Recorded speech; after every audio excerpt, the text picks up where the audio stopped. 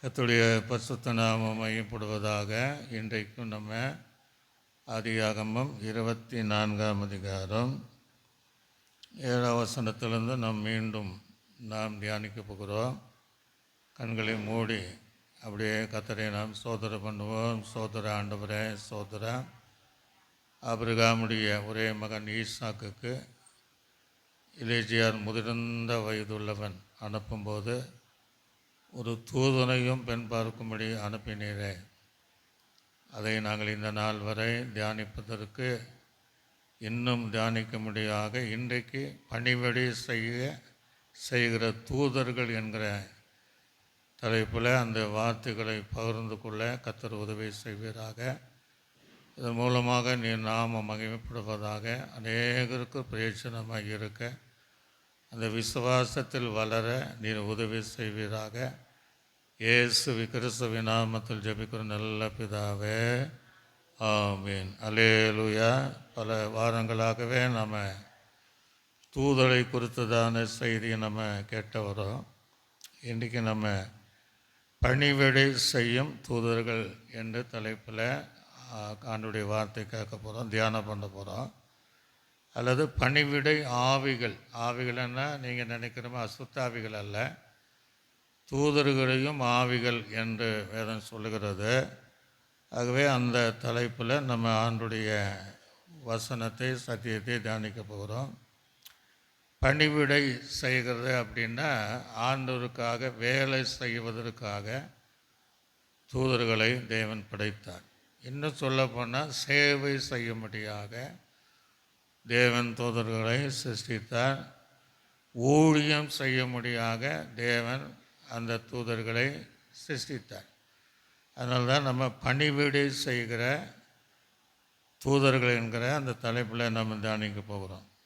யாருக்கெல்லாம் பணிவிடை செய்வார்கள் அல்லது வேலை செய்வாங்க, சேவை செய்வாங்க, ஊழியம் செய்வார்கள் என்றால் படைத்த தேவனுக்கும் என்ன செய்வாங்க?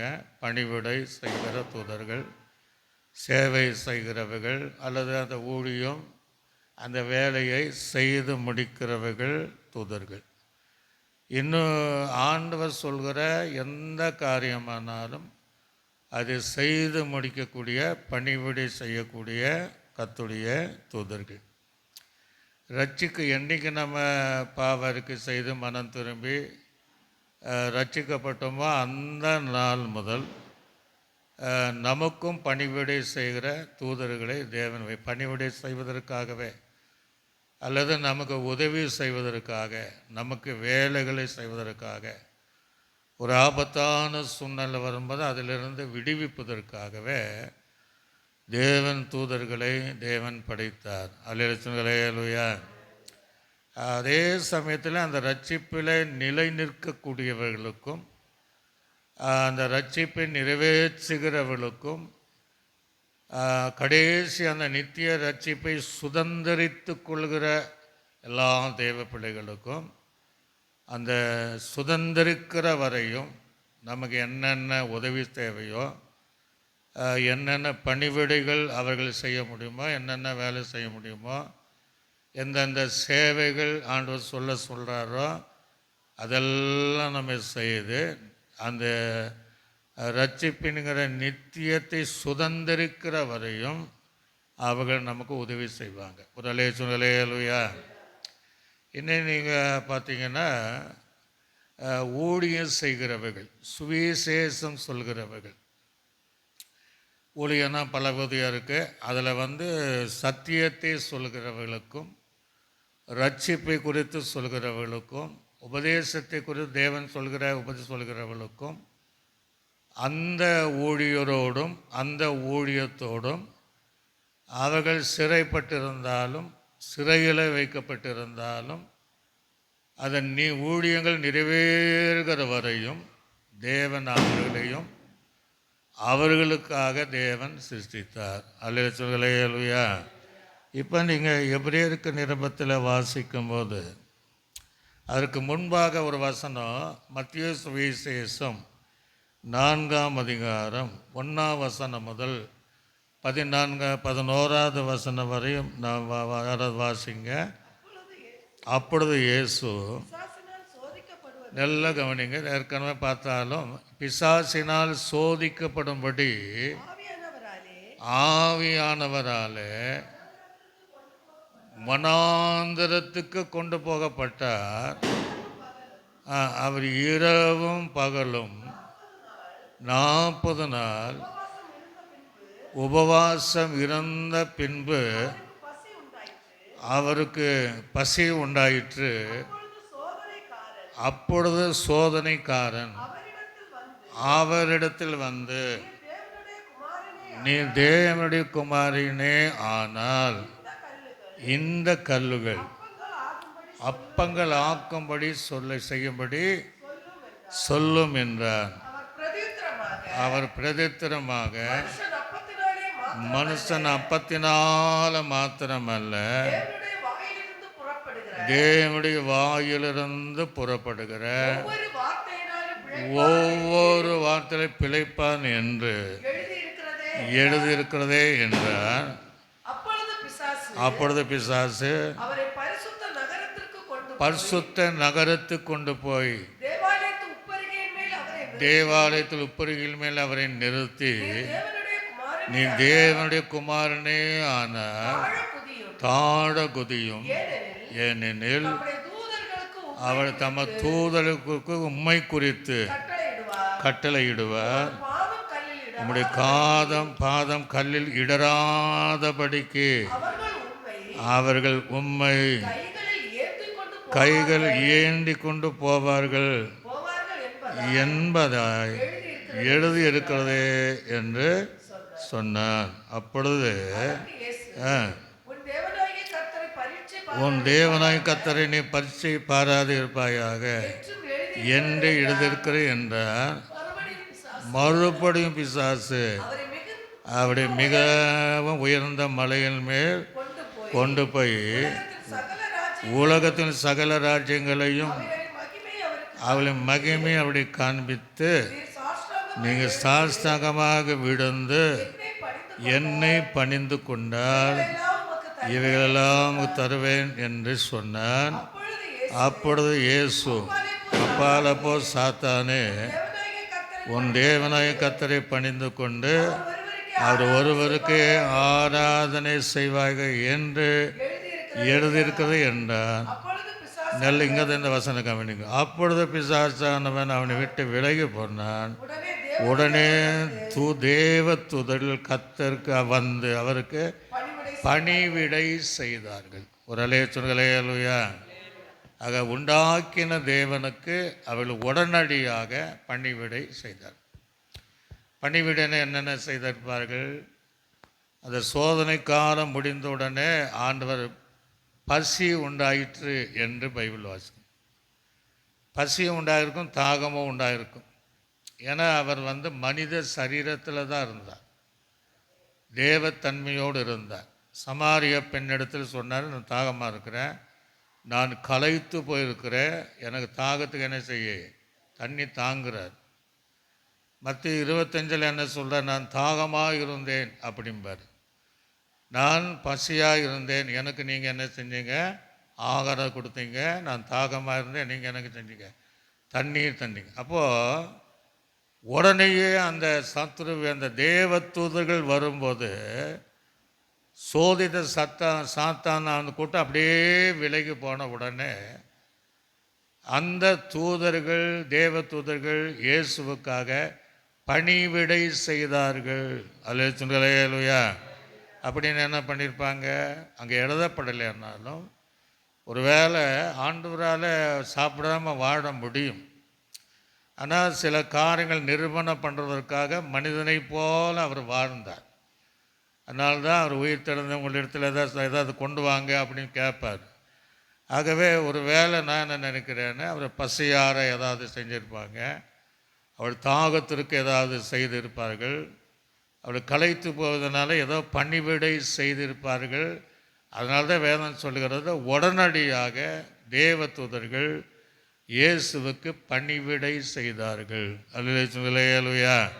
ஆக தேவன் எதற்காக சிருஷ்டித்தார்? தனக்கென்று பணிவிடை செய்வதற்காக சிருஷ்டித்தார். இப்போ நீங்கள் எபிரேயருக்கு நிருபத்தில் வாசிக்கும்போது எபிரேயருக்கு நிருபம் 1ஆம் அதிகாரம், எபிரேயருக்கு நிருபம் 1ஆம் அதிகாரம் 13ஆம் வசனத்தையும் 14ஆம் வசனத்தையும். மேலும் நான் உங்களை சத்துருக்களை பாதப்படி ஆக்கி போடும் வரைக்கும் நீர் என்னுடைய வலது பரிசத்தில் உட்காரும் என்று தூதருக்கு யாருக்காவது எப்பொழுதாகிலும் அவர் சொன்னது உண்டா? நல்ல கவனிக்க. இப்போ நல்ல கவனி என்ன சொல்றாரு? ரட்சிப்பை சுதந்தரிக்கிற போகிறவர்களுக்கு நிமித்தமாக ஊழியம் செய்யும்படிக்கு அவர்கள் எல்லாரும் அனுப்பப்படும் பணிவிட ஆவிகளா இருக்கிறார்கள் அல்லவோன்ட்டு. அப்போ எதற்காக தேவனுடைய பணிவிடை செய்கிறார்? சுவிசேஷத்தினால ரட்சிப்பை நிறைவேற்றுகிற, ரட்சிப்பை குறித்து சொல்லுகிற, நித்தியத்தை சுதந்திரிக்கிற வரையும் அந்த ஊழியம் செய்கிறவர்களானாலும் தேவ பிள்ளைகளானாலும் கடைசி வரையும் அவளுக்காக உதவி செய்வதற்காக, பணிவிடை செய்வதற்காகவே அவர்கள் என்ன செய்தார்கள்? தேவனால் சிருஷ்டிக்கப்பட்டார்கள் என்று பைபிளில் நம்ம வாசிக்கிறோம். அப்படி வேதாகமத்தில் எங்கேயாகிலும் அப்படி நடந்தது உண்டா அப்படின்னா, அப்போஸ்தலருடைய காலங்கள் அப்படியெல்லாம் நடந்தது. கர்த்தருடைய ஊழியங்களை செய்த பேதுருடைய வாழ்க்கையில் அது நடந்தது. நீங்கள் அப்போஸ்தலர் நடபடிகள் எடுத்து நம்ம திருப்பி கொள்வோம். 12ஆம் அதிகாரத்தை திருப்பி 3ஆம் வசனத்தையும் 4ஆம் வசனத்தையும் நான் வாசிக்கும் போது, அப்போஸ்தலர் நடபடிகள் 12ஆம் அதிகாரம் 3, அது யூதருக்கு பிரியமாக இருக்கிறது என்று அதை கண்டு பேதுருவையும் பிடிக்க தொடர்ந்தார்கள். அப்பொழுது புளிப்பில்லாத அப்ப பண்டிகை நாட்களாய் இருந்தது. அவனை பிடித்து சிறைச்சாலையிலே வைத்து பஸ்கா பண்டிகைக்கு பின்பு ஜனங்களுக்கு முன்பாக அவன் வெளியே கொண்டு வரலாம் என்று எண்ணி அவனை காக்கும்படிக்கு வகுப்புக்கு 4 சேவர்களை ஏற்படுத்தின 4 வகை ஒப்புவித்தார்கள் அப்படின்னு பார்க்குறோம். அப்போ பேதுரு என்ன செய்தான்? அந்த சுவிசேஷத்தை, ரட்சிப்பை குறித்ததான செய்தியை, மன திரும்புதலுக்குரிய காரியத்தை அவன் செய்யும் போது அவனுக்கு இப்படிப்பட்ட ஒரு சூழ்நிலை. அவர்கள் என்ன செய்யணும்? யூதருக்கு பிரியமாக இருக்கும்படியாக அவனை சிறையில் கொண்டு போய் என்ன செஞ்சாங்க? அடைத்தார்கள். பைபிளில் இந்த மாதிரி பேதுருவை யோவானையும் பல இடங்களிலும் சிறையில் அடைத்தார்கள். அந்த வசனத்தை கூட நான் அப்படியே நம்ம வாசிப்போம். அப்போஸ்தலர் நடபடிகளை நீங்கள் பார்த்தீங்கன்னா 4ஆம் அதிகாரம் 1ஆம் வசனம் முதல் 3ஆம் வசனம் வரைக்கும் நம்ம வாசிக்கும் போது, அவர்கள் ஜனங்களுடனே பேசி கொண்டிருக்கையில் ஆசாரியர்களும் தேவாலயத்தில் சேனை தலைவனும் சதுசன் அவ்விடத்தில் வந்து அவள் ஜனங்களுக்கு உபதேசிக்கிறதுனால இயேசுவை முன்னிட்டு மரித்தோரிலிருந்து உயிர்த்தெழுதலை பிரசங்கிக்கிறதுனாலும் சினங்கொண்டு, நல்ல கவனிங்க, சத்தியத்தை பேசுறதுனால அவங்க சினங்கொண்டு அவளை பிடித்து சாயங்காலம் இருந்தபடியினால் மறுநாள் வரைக்கும் காவலிலே வைத்தார்கள். பவுல் பேதுரு வாய்க்கில் 2, 3, 4 தடவை அந்த சிறையில் இருந்த ஒரு அனுபவம். ஆனால் அதிலிருந்து கர்த்தர் கொண்டு வந்த விடுதலையாக்கினா சில இடங்களிலே தூதர்கள் அவங்களுக்கு ஹெல்ப் பண்ணதாக வேதத்தில் நம்ம வாசிக்க முடிகிறது. ஆக இவங்க எதற்குன்னா இயேசுவை குறித்து, அவருடைய மரணத்தை குறித்து, அவருடைய உயிர்த்தெழுது குறித்து, அவரை ஏற்றுக்கொள்ள வேண்டும் என்றால் ரட்சிக்கப்படணும், மனம் திரும்பணும் என்பதை சொல்லி 3000 பேர் ரட்சிக்கப்படுகிற அந்த சூழ்நிலை தான் இவங்க அந்த பேதுருவையும் யோவானையெல்லாம் அப்போஸ்தலர்களை சிறையிலே அடைத்தார்கள். அதே போல் இன்னொரு சம்பவத்தை கூட அப்போஸ்தலர் நடபடிகள் 5ஆம் அதிகாரம் அதில் 12ஆம் வசனம் முதல் 15ஆம் வசனம் வரைக்கும் வாசிங்க. அப்போஸ்தலருடைய கைகளினாலே அற்புதங்களும் நல்ல கவனிங்க, அற்புதங்களும் அடையாளங்களும் ஜனங்களுக்குள்ளாக செய்யப்பட்டது. எல்லாரும் ஒருமனப்பட்டு சாலமோனுடைய மண்டபத்தில் இருந்தார்கள். மற்றவர்கள் ஒருவனும் யாருமே என்ன சேரக்கூடாதுன்னு சொல்லிட்டாங்க. சேர துணியவில்லை. ஆகிலும் ஜனங்கள் அவர்களை என்ன செய்தார்கள்? மேன்மைப்படுத்தினார்கள். திரளான புருஷர்களும் ஸ்திரீகளும் விசுவாசம் உள்ளவளாகி கர்த்தரிடமாக அதிகமாக சேர்க்கப்பட்டார்கள்.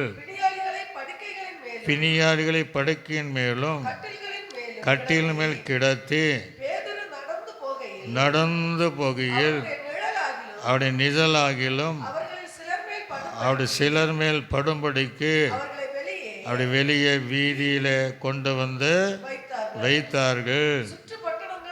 சுற்று பட்டணங்களிலிருந்து தள்ளான ஜனங்கள்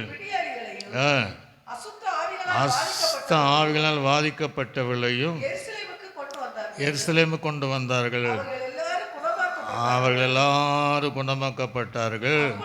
அப்பொழுது பிரதான ஆசாரியனும் இருந்த சதுசேர சமய தலைவரும் எழும்பி நிறைந்து அப்போஸ்தலர்களை பிடித்து பொதுவான சிறைச்சாலையில் எல்லாரும் இருக்கத்தவை அடித்து வைத்தார்கள். நல்ல இங்கே தான் கவனி. கர்த்தருடைய தூதன் ராத்திரியிலே சிறைச்சாலை கதவுகளை திறந்து அவரை வெளியே கொண்டு வந்தார். ஒரு அலேலுயா. அப்போ பரிசுத்தவான்களுக்கு ஊழியம், பரிசுத்தவான்கள் தேவனுக்கு ஊழியம் செய்யும்போது அது தூதர்கள் பாருங்கள், அந்த பொதுவான சிறைச்சாலையிலிருந்து அவளை வெளியே கொண்டு வராங்க. அது கொண்டு வந்தது அவங்களுக்கு தெரியாது. யாருக்கு? சிறைகளை வைத்தவர்களுக்கு தெரியாது. அவங்க வெளியே வந்து அவங்க பிரசங்கம் பண்ணிகிட்ருக்குறாங்க. அதுக்கு பிந்தின வருஷத்தில் வாசிக்கும் போது சொல்கிறாங்க, அந்த 20வது வசனம், நீங்கள் போய் நின்று இந்த ஜீவார்த்தைகள் எல்லாவற்றையும் சொல்லுங்கள் என்றார். அதை கேட்டு அதிகாலமே தேவாலயத்தில் பிரவேசித்து போதகம் பண்ணினார்கள். பிரதான ஆசாரியனும் இறந்தவள் வந்து சங்கத்தாரையும் இஸ்ரவேல் புத்திர மூப்பர் எல்லாரையும் வரவழைத்து அப்போஸ்தலரை கொண்டு வரும்படி சிறைச்சாலைக்கு சேவகரை அனுப்பினாங்க. சிறைச்சாலைகள் அவரை காணாமல் திரும்பி வந்து போதும். அப்போ கீழே நிறைய நம்ம பார்க்க முடியுது. அப்போது தேவனுடைய தூதல் எதற்குன்னா, கர்த்தருடைய ஊழியம் செய்கிற தேவ பிள்ளைகளுக்கு ஒரு சிறையிருப்போ எது வந்தாலும் அதிலிருந்து விடுவிப்பதற்கு, தேவன் சொன்னவைகளை நிறைவேற்றுவதற்கு, அந்த காரியத்தை நிறைவேற்றி முடிப்பதற்கு, அந்த பொதுவான சிறைச்சாலை அப்படி தான் இருக்குது. ஆனால் இவைகள் அவர்களுக்கு பணிவிடை செய்து உதவி செய்து அவளை மீண்டும் தேவாலயத்தில் பிரசங்கிக்க முடியாத அவர்கள் அந்த சேவை செய்தார்கள் என்று நாம் பார்க்க முடியும். அல்லேலூயா. அப்படின்னா நம்ம உண்மையாக நம்ம ஊழியம் செய்கிறோம் அப்படின்னா, உண்மையான சத்தியத்தை குறித்து நம்ம பேசுகிறோன்னா, மறைமுகமாக தேவ தூதர்கள் நமக்கு என்ன செய்வாங்க? பணிவிடை செய்வார்கள், உதவி செய்வார்கள். அநேக முந்தின காலத்துடைய மிஷனுடைய சாட்சிகளை கேட்க முடியுது. அதெல்லாம் பார்த்திங்கன்னா தூதர்கள் இப்படியெல்லாம் உதவி செய்திருக்கிறார்கள் என்று நாம் பார்க்க முடியும். இங்கே நாம் ஏற்கனவே நம்ம வாசிக்கப்பட்ட அந்த வசனத்தை நாம் வாசிக்கும்போது இப்படி வேதாகமத்தில் பணிவிடை செய்தார்கள் என்று நாம் பார்க்கிறோம். இப்போ அந்த 12ஆம் அதிகாரம் அப்போஸ்தலர் நடபடிகள் 5ஆம் வசனம் முதல் நீங்கள் வாசித்து பார்த்தீங்கன்னா, பேதுரு இப்போ மறுபடியும் ஜெயிலில் இருக்கிறான். ரோதையின் வீட்டில் ஜபிக்கிற சம்பவம்லாம் நம்ம பார்க்கணும். 4 வசனத்தை விட நம்ம 4 வசனத்தை வாசி முடிச்சிட்டோம். 5வது வசனத்தை வாசி. அப்படியே பேதுரு சிறைச்சாலையிலே காக்கப்பட்டிருக்கையில் சபையார் அவருக்காக தேவனை நோக்கி ஊக்கத்தோடு பண்ணினார். இப்போ அங்கே உள்ள இருக்கிறான் 4 வகுப்பு. அந்த 4 வகுப்புனா 4வது காவல் அறைக்குள்ளே இருக்கிறார். அவங்க எப்படி வைப்பாங்கன்னா அந்த ஒரு இதுக்கு 4 பேர் பாதுகாப்பு. அதில் நான் சரித்திர புத்தில் பார்த்திங்கன்னா 2 பேர் தூங்கணும், 2 பேர் விழிப்பாக இருக்கணும் ஒவ்வொரு காவலில். ஏன்னா இவங்க தப்பிக்கவே கூடாது என்பதற்காக 4 அடுக்கு பாதுகாப்பு கொடுத்தாங்க. ஆனால் அந்த பொதுவான அந்த சிறைச்சாலையில் அவங்க இருக்கும்போது யார் அவளை வெளியே கொண்டாந்து இப்போ ரோதியின் வீட்டில் ஜெபம் பண்ணுறாங்க. ஏன்னா பேதுருவை வெளியே கொண்டு வரணும். இது சாதாரண ஒரு காரியம் கிடையாது. ஏன்னா ஏற்கனவே ஒரு சம்பவம் அந்த பொதுவான சிறைச்சாலையிலிருந்து அவனை வெளியே கொண்டு வந்ததை நம்ம ஏற்கனவே பார்த்தோம். அப்போ இங்கே ஜெபம் பண்ணுறாங்க. இவங்களால் முடியாது, மற்ற அப்போஸ்தலரால் முடியாது. அப்படி போனால் அவங்களும் ஜெயிலில் அடிச்சிடுவாங்க. ஏன்னா இவங்களுடைய கையில் அவ்வளோ அற்புதம், நிழல்பட்ட அற்புதம், பிறவி சப்பானி நடக்கிறான், செத்து போனால் எழும்புறாங்க, எல்லா வியாதிகள் குணமாகுது, இயேசுடைய நாமம் அப்படியே பரவிட்டுருக்கு. இவங்க இப்படியே விட்டால் சரியில்லை என்பதற்காக அந்த ஜெயிலில் அடித்தாங்க. இப்போ ரோதன் வீட்டில் ஜெபம் பண்ணுறாங்க. அடுத்தது வாசிப்பு. ஏரோது அவனை வெளியே கொண்டு வரும்படி குறித்திருந்த நாளுக்கு முந்தின நாள் பேதுரு நல்ல கவனிங்க, இது வேற இல்லாமல் 2 சங்கிலினால் கட்டப்பட்டு 2 சேவகர் நடுவே நித்திரை. அவன் பாருங்க 2 சங்கிலி கட்டுப்பட்டுருக்காங்க. அதான் அந்த 2 சேவகர்கள் விழித்து இருக்கிறாங்க. அவனுக்கு தெரியுமே எப்படியும் நம்ம தேவனுடைய ஊழியம் செய்கிறோம், கர்த்தர் எந்த வகையாக நம்மை விடுவிப்பார், ஏற்கனவே தூதனை கொண்டு விடுவிச்சார் இல்லையா என்பதை நித்திரை பண்ணி கொண்டு இருந்தான். காவல்காரர்களும் முன்னிருந்த சிறைச்சாலையிலே அவங்களும் காத்து கொண்டு இருந்தார்கள். அப்பொழுது கர்த்தருடைய தூதன் நின்றான். ஒரு அலை சொல்லுங்களே அல்லேலூயா. எப்படி வந்தான்னு சொல்ல முடியாது. தூதர்களை தேவன் காற்றுகளாகவும் படித்தன்னு பைபிளில் இருக்குது. ஆக இங்கே திடீர்னு பார்த்தா அங்கே 4வது இடத்துல இவங்க கண்ணுக்கு மாதிரி தூதன் வந்து நிற்கிறான். பேதுருக்கே தெரியாது. தூதன் வந்து நின்று பிரகாசித்தது. அவன் பேதுரு விழாவிலே தட்டி சீக்கிரமாக எழுந்தரு என்று அவனை எழுப்பினான். உடனே சங்கிலிகள் அவன் கையிலிருந்து விழுந்தது. அல்லேலூயா. ஆக அவங்க தொட்ட உடனே, யார பேதுரு தொட்ட உடனே கட்டப்பட்ட அந்த விலங்குகள் தானாகவே கழண்டு என்ன செஞ்சால் போய். பவுலும் சீலாவும் நடுராத்திரியிலே தொடுமரத்தில் அந்த கால்கள் வைக்கப்பட்டிருக்கும் போது அவங்கள் பவுலும் சீலாவும் கர்த்தரை துதிக்கும் போது ஒரு சம்பவம் நடந்து அவங்கள் கையில் கட்டப்பட்ட விலங்கு. இங்கே தூதன் தொடும்போது அது எப்பேற்பட்ட விலங்கானாலும் அது தானாக அங்கே கழண்டு விழுந்தது கைகளிலிருந்து என்று சொல்லப்படுகிறது. அடுத்த வசனம், தூதன் அவனை நோக்கி உன் அறையில் ஒரு அறையை கட்டி நீ உன் பாதரட்சைகளை தொடுத்துக்கொள் என்றான். அவன் அந்தபடி செய்தான். தூதன் பின்னும் அவனை நோக்கி உன் வஸ்திரத்தை பொறுத்து கொண்டு என் பின்னே வா என்றான். அந்தபடியே அவன் புறப்பட்டு அவனுக்கு பின் சென்றான். தூதன் செய்யப்பட்டது மெய்யன். அவன் ஒரு சொப்பனமாக மெய்யென்று அறியாமல் தன் தரிசனம் காண்கிறதாக நினைத்தான்.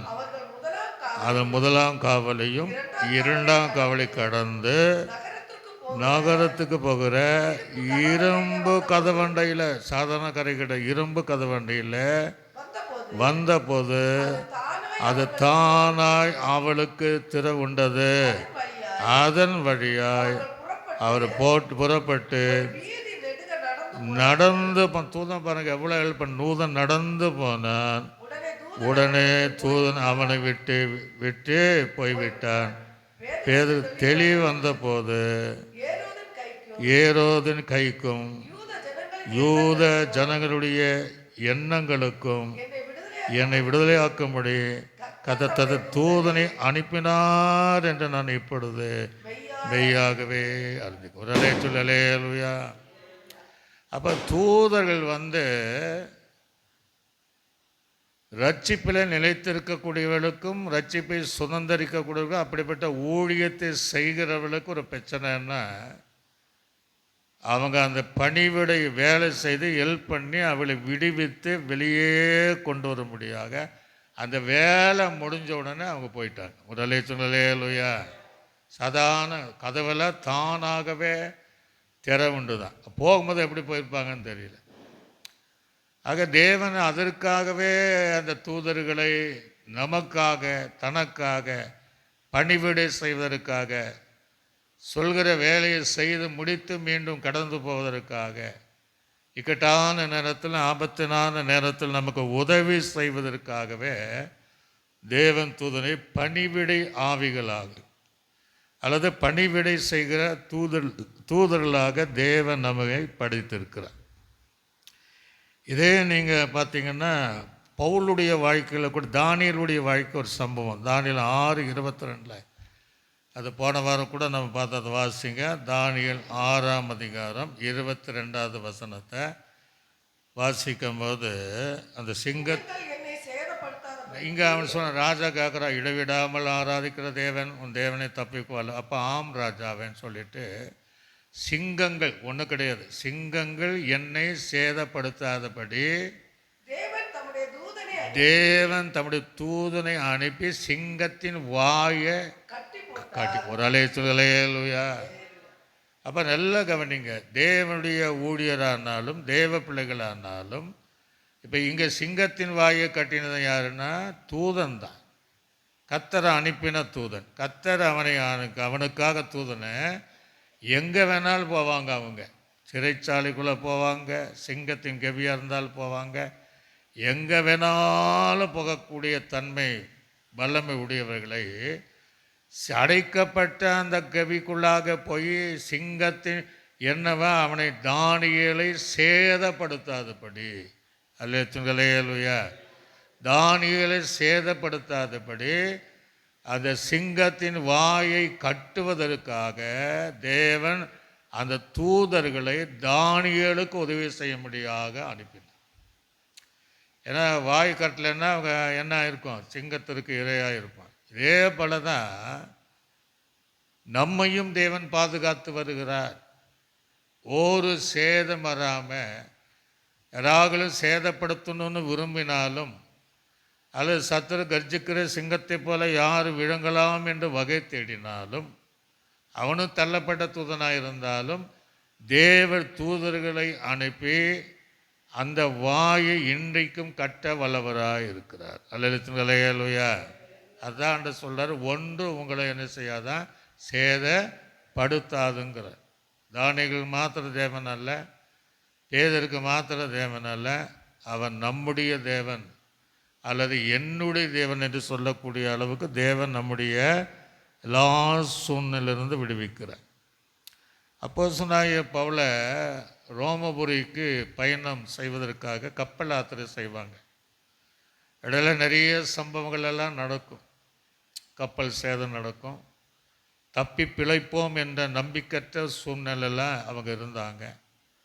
ஆனால் பவுலுக்கு ஒரு வார்த்தை சொல்கிறார், அதை வார்த்தை வாசிப்போம். அப்போஸ்தலர் நடபடிகள் 27ஆம் அதிகாரம் 23ஆம் வசனம் முதல் 26ஆம் வசனம் வரைக்கும் வாசிங்க.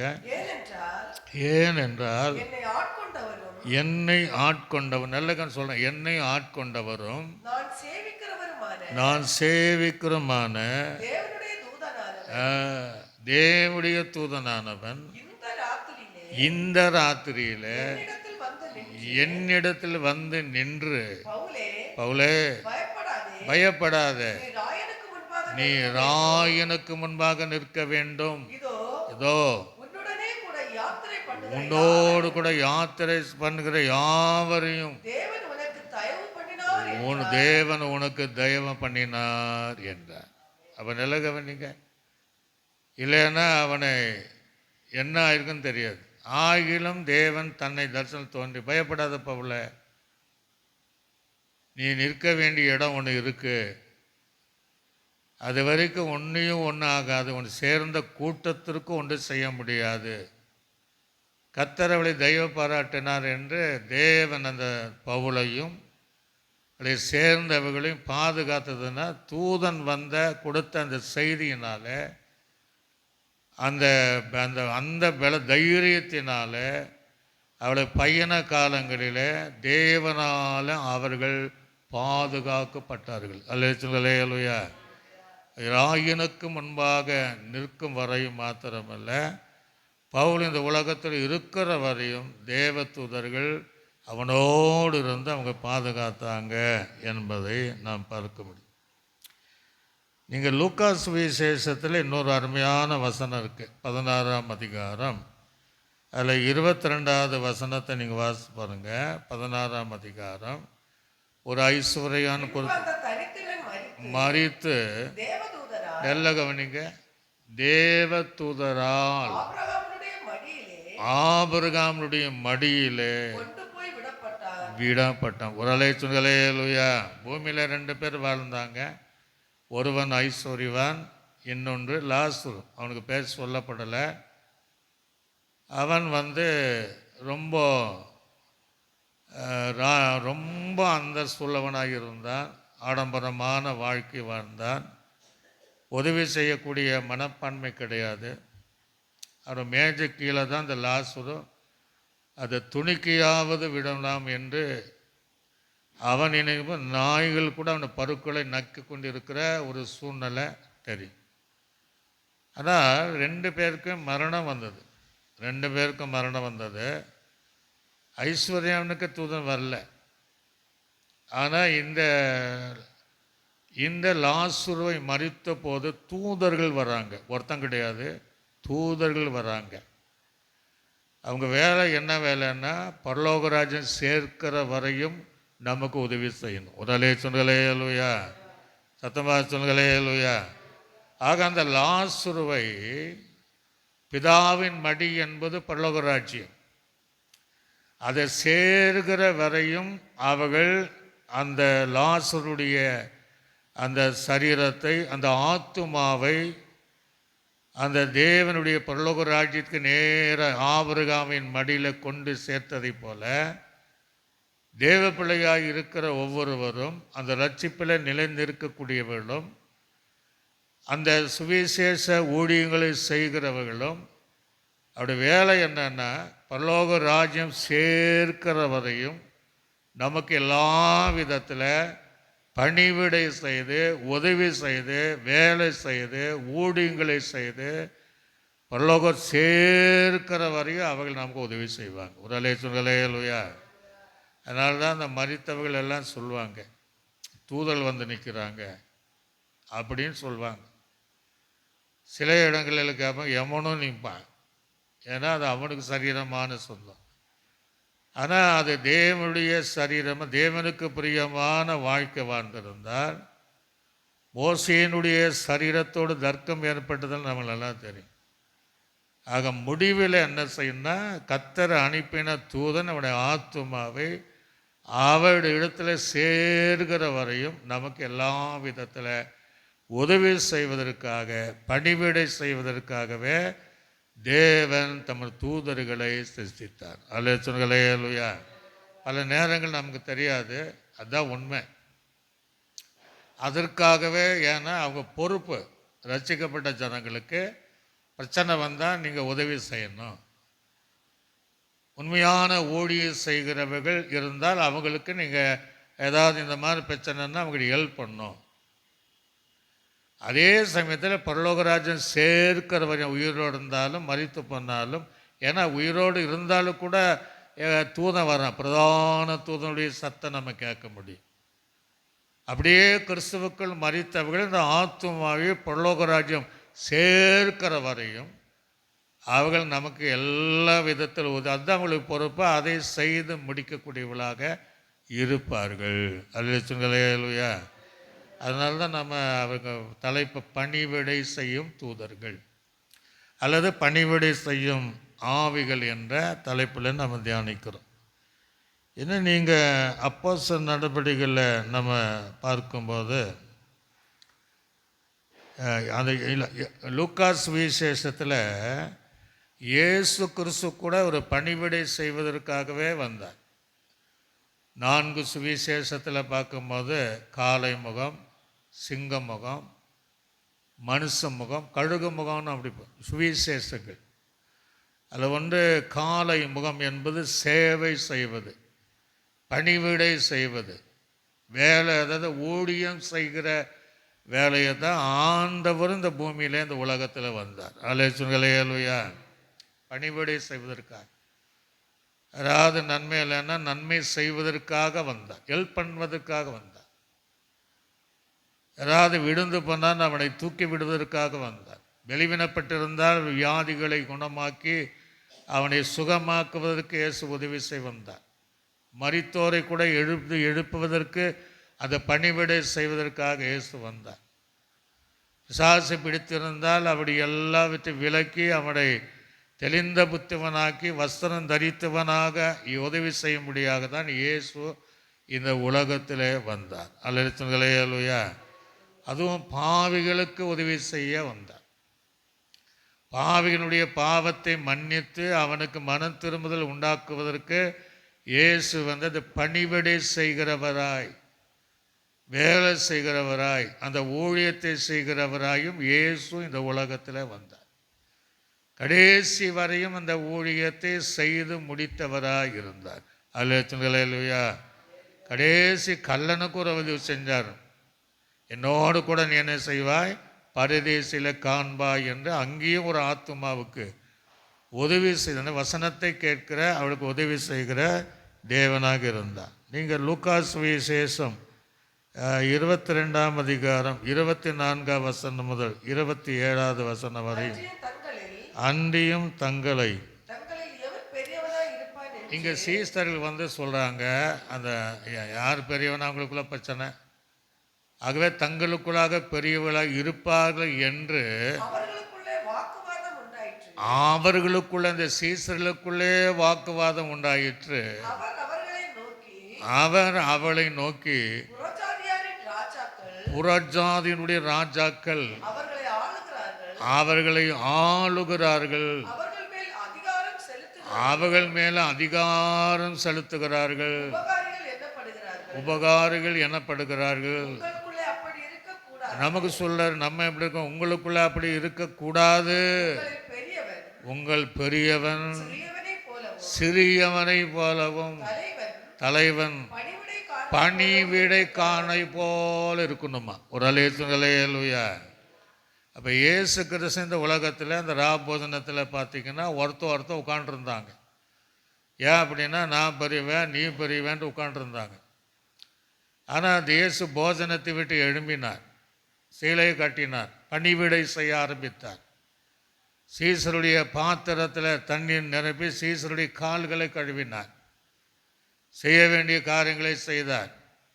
ஆக அவர் இயேசு கிறிஸ்து பணிவிடை செய்வதற்காகவே, தன்னால் படைக்கப்பட்ட மனிதன், ரட்சிக்கப்பட்ட தேவப்பிள்ளை, கர்த்தருடைய ஊழியத்தை உண்மையாக செய்கிறவளுக்கு பணிவிடை செய்வதற்காக, இக்கட்டு நாளிலே உதவி செய்வதற்காக, ஆபத்து காலத்தில் கூப்பிடும்போது விடுவிப்பதற்காக அந்த இயேசு கிறிஸ்துவும் பணிவிடை செய்கிறவராகவே வந்தார். அல்லேலூயா. அதுதான் தன்னை தாழ்த்தி யோவான் இடத்தில் ஞானஸ்நானம் எடுக்கும்படி அவர் கடந்து போனார், தன்னை தாழ்த்தினார். ஆக இயேசு கிறிஸ்து எதற்காக வந்தார்?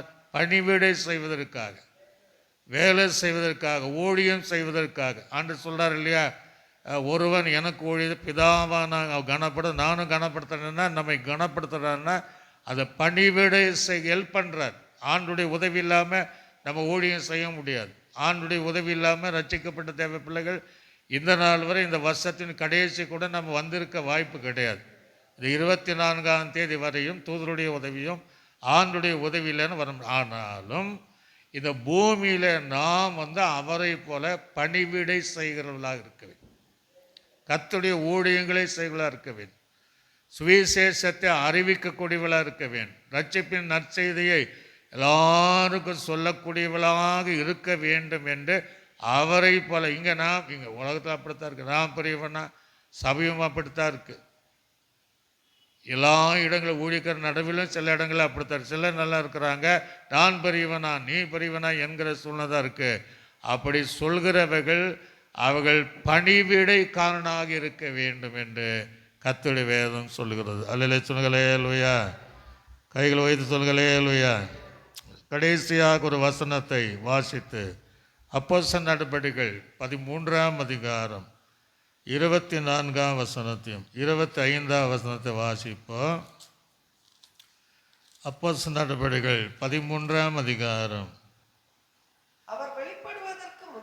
அவர் வெளிப்படுவதற்கு முன்னே மனத்திற்கு ஏற்ற ஞானஸ்தானத்தை குறித்து யோவான் யாவருக்கும் பிரசங்கித்தார். நல்ல கவனிங்க. யோவான் இயேசுவுக்கு வழியை ஆயத்தப்படுத்த முடியாத, ஆத்துமாக்களை தேவனுக்கு நேராக திருப்ப முடியாத, இன்னும் வழியை செவ்வை பண்ணுகிற ஒரு பணிவிடைக்காரனாக தான் வந்தார். அங்கே வந்துட்டு சொல்கிறான் பாருங்க, யோவான் ஓட்டத்தை நிறைவேற்றுகிற போது நீங்கள் என்னை யார் என்று நினைக்கிறீர்கள்? நான் எவ்வளோ தாழ்மை, நான் அவர் அல்ல, இதோ எனக்கு பின் ஒருவருக்கு வருகிறார், அவருடைய பாதரட்சைகளை அவிழ்ப்பதற்கு நான் பாத்திரன் அல்ல என்றார். எவ்வளோ தாழ்த்தன. நான் இதற்காக வரலப்பா, அவருடைய ஊழியத்தை செய்யக்கூடிய பணிவிடை செய்கிறவனாயின் வந்தேன். மனம் திரும்பி வருகிறவர்களுக்கு பாவ மன்னிப்பு உண்டாகும்படி ஞானஸ்தானம் கொடுப்பதற்காக நான் வந்தேன். பிள்ளைகளுடைய இதயத்தையும் பிதாக்களுடைய இதயத்தையும் அவர்கள் நேராக திருப்ப வந்தேன். அவர் வருவதற்கு வழியை ஆயத்த பண்ண செப்பனிடும்படியாக அந்த பணியை செய்வது நான், அவர் அல்ல. ஒரு அலேச்சுங்களே இல்லையா. நான் அவன் அல்ல, அவர் அல்ல. அவருடைய பாதரட்சைகளை அவிழ்ப்பதற்கு சுமப்பதற்கு நான் பாத்திரமே கிடையாது என்று அதை வசனம் சொல்கிறது. அவன் தன்னுடைய பணிவிடை ஓட்டத்தை முடித்தான் என்று பார்க்க. இதே போல் நம்ம வாழ்க்கையிலும் தேவன் எதற்காக நம்மை அழைத்தாரோ, தூதன் எதற்காக சிருஷ்டித்தார், அவனை பணிவிடை செய்து பரலோகராஜ்யம் சேர்க்கிற வரையும் அவனுடைய பணிவிடைக்காரனாக சிருஷ்டித்தார். இயேசு கிறிஸ்து எதற்காக பணிவிடையாக வந்தார்? அவர் இருக்கும் இடத்தில் நாம் சேர்ப்பதற்காகவே இந்த பூமியில் அவர் பல விதத்தில் பல கோணத்தில் ஜனங்களுக்கு என்னென்ன தேவையோ அவர்களை நிறைவேற்றி பணிவிடை செய்வதற்கு தன்னை தாழ்த்தி அவர் வந்தார். அதே போல் நீங்களும் நானும் இந்த உலகத்தில் இருக்கிற வரையும் யோவானை போல, அப்போஸ்தலர்களை போல நாமும் அந்த ரட்சிப்பு குறித்து, சுவிசேஷத்தை குறித்து, சத்தியத்தை குறித்து நிறைவேற்றி அவரிடத்தில் சேர்கிற வரையும் அந்த பணிவிடை ஊழியத்தை, அந்த ஆவிக்குரியத்தை, ஜீவியத்தை நீங்களும் நானும் இதன் மூலமாய் கற்றுக்கொள்ளுவேன். அல்லேலூயா. அதுதான் அவர்கள் பணிவிடை செய்கிற. இயேசுக்கு செஞ்சாங்க, அப்போஸ்தலர்கள் செஞ்சாங்க, இன்றைக்கு நமக்கும் மறைமுகமாக அவர்கள் செய்து வருகிறார்கள். எல்லா கண்களை மூடினவர்களாக அப்படியே நம்ம தேவ சமூகத்தை நோக்கி அப்படியே நாம் ஒப்பு கொடுப்போம். ரீபாலபரப சந்தபர க்ளோரி சதுரபன க்ளோரி டு காட். நாளை தினத்தில் நமக்கு காலை விசேஷ ஆராதனை இருக்கிறது. இந்த நாள் வரையும் கர்த்தர் நம்மை அருமையாய் காத்து கொண்டார். தூதர்களை குறித்து பல காரியங்களை நாம் தியானித்து வருகிறோம். எவ்வளோ நம்ம பாக்கியவான் பாருங்க. அவர்கள் நமக்கு பணிவிடை செய்வதற்காகவே தேவன் சிருஷ்டித்திருக்கிறார். நமக்கு உதவி செய்வதற்காகவே சிருஷ்டித்திருக்கிறார். நம்மை விடுவிப்பதற்காகவே அவரை சிருஷ்டித்திருக்கிறார். பரலோக ராஜ்யம் சேர்க்கிற வரையும் அந்த பொறுப்புள்ள தூதர்களை நமக்கு உதவி செய்வதற்காக அந்த ரட்சிக்கப்பட்ட ஆத்துமாவை பரலோகராஜ்யம் சேர்கிற வரைக்கும் தேவன் படைத்தார். ஒருவேளை நமக்கு எழுத்தின்படி சிறையிருப்பின் அனுபவம், காவல் அனுபவம் இல்லை இருந்தாலும் நம்முடைய வாழ்க்கையில் எத்தனையோ சிறையிருப்பு வந்தது உண்டு. அந்த அனுபவங்கள் பல வருஷங்கள். ஆனால் அதிலிருந்து தேவன் மறைமுகமாக தன் தூதனை கொண்டு தேவன் பணிவிடை செய்து நம்மை கட்டியிருக்கிற எல்லா கட்டுகளை உடைத்து நம்ம அடைத்திருக்கிற எல்லா கதவுகள் தானாக திறக்கப்பட்டு நாம் வெளியே மீண்டும் ஊழியங்களை செய்வதற்காக தேவன் நம்மை பலப்படுத்தியிருக்கிறார். பவுல் வாழ்க்கையானாலும் அப்போஸ்தலருடைய வாழ்க்கையானாலும் இயேசுவுக்கே அந்த பணிவிடை செய்ததை போல தேவன் நமக்கு தூதர்களை ஒன்றல்ல ஏராளமான தூதர்களை கர்த்தர் வைத்திருக்கிறார்.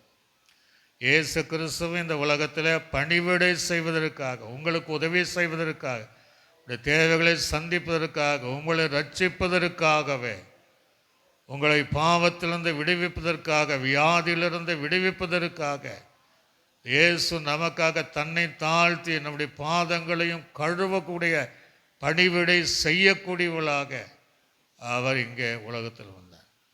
அந்த அந்த அந்த பண்புடைய தூதரை போல, இயேசுவை போல நாமும் கர்த்தருடைய ஊழியத்தை செய்கிறவர்கள், ரட்சிக்கப்பட்ட ஜனங்கள் இந்த உலகம் இருக்கிற வரையும் அவரை போல பல விதமான தம்மை தாழ்த்தி பணிவிடை செய்கிறவளாக நம்ம இருந்த இடத்திலிருந்து நம்ம அர்ப்பணித்து அப்படியே நம்ம சோத்திர பண்ணுங்க. ரீபாலாபாலாபாலா.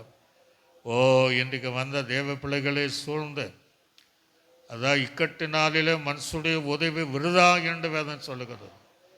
ஆக உதவி செய்வதற்காக உங்களுக்காக கேட்கிற தேவ பிள்ளையே, நீ இன்னைக்கு உன்னை சுற்றிலும் அந்த தூதர்கள் உனக்கு உதவி செய்வதற்காக, ஒரு வேளை உதவியற்ற நிலைமை இருக்கலாம், ஆபத்தான சூழ்நிலை இருக்கலாம், சிறையிருப்புக்குள்ளே இருக்கலாம், அல்ல எழுத்தின்படி சிலர் காவலுக்குள்ளேயே இருக்கலாம். ஆண்டவரே, பேதுரு வாழ்க்கையில், பவுல் வாழ்க்கையில் இடைப்பட்ட தானியேலுடைய வாழ்க்கையில் இடைப்பட்ட தேவ எங்கள் வாழ்க்கையில் இடைப்படும் ஆண்டவரே, எங்களுக்கு உதவி செய்ய ஆண்டவரே என்று சொன்னார். இந்த ராத்திரியில் கர்த்தர் உங்களுக்கு உதவி செய்ய வல்லவராக இருக்கிறார். எல்லாரும் பிதாவாகிய தேவனை நாம் சோதனை பண்ணுவோம். சோதரம் சோதரம் சோதரம். கர்த்தராகிய இயேசு கிறிஸ்துவை நாம் சோதனை பண்ணுவோம். சோதரம் சோதரம். நம்மை ஆற்றி தேற்றி வழி நடத்தின பரிசுத்த ஆவியானவரை நாம் சோதனை பண்ணுவோம். நல்ல ஆண்டவரே, இந்த ஆசீர்வதிக்கப்பட்டதான இந்த நல்ல மாலை நேரத்திற்காய் சோத்திரம். இன்றைக்கு பணிவிடை செய்கிற தூதர்கள், உமக்கு பணிவிடை செய்த தூதர்கள், அப்போஸ்தலனாகிய பவுலுக்கு உதவி செய்த தூதர்கள், பேதருக்கு ஆண்டவரே பல தடவை உதவி செய்த தூதர்களும், அந்த தரித்திரன் லாசருவை அவருடைய ஆத்துமாவை ஆபிரகாமின் மடியிலே சேர்க்கிற அந்த பணிவிடை செய்கிற தூதர்களாக, சிங்கத்தின் வாயை தானிகளை சேதப்படுத்தாதபடி சிங்கத்தின் வாயை கட்டினதை போல நீரும் பணிவிடை செய்கிறவளும் நாங்களும் உண்மை போல அந்த பூமியில் இருக்கிற வரையும் உண்மையான பணிவிடைக்காரர்களாக இருந்து பரலோகராஜ்யம் சேர்கிற வரையும் உடைய சமூகத்தில் வருகையும் எங்களை கேட்கிறவளையும் இன்றைக்கு வந்த ஜனங்களும் குடும்பங்களையும் அற்புதமாய் நீ நடத்துவதற்காய் சோத்திரம். துதி கன மகிமை எடுத்துக்கொள்ளுங்க. இயேசு கிறிஸ்துவின் நாமத்தில் ஜெபிக்கும் நல்ல பிதாவே, ஆமென். ஆத்துமாவே கர்த்தரை, என் முழு உள்ளமே நாமத்தை ஸ்தோத்திரி. என் ஆத்துமாவே கர்த்தர் செய்த சகல புகழ் மறவாதே, ஆமென். கர்த்தராகிய கிருபையும் பிதாவாகிய தேவனுடைய அன்பும் பரிசுத்த ஆவியானுடைய அந்நிய ஐக்கியமும் சந்தோஷ சமாதானம் அனைவரோடும் சகல பரிசுத்தவங்களோடும் ஆண்டவராய் இயேசு கிறிஸ்து வரையும் அறிந்தோம் சதா காலம் என்று நம்மோடு கூட இருப்பதாக, ஆமென். அல்லேலூயா அல்லேலூயா அல்லேலூயா. கர்த்தர் யாவரையும் ஆசீர்வதிப்பார்.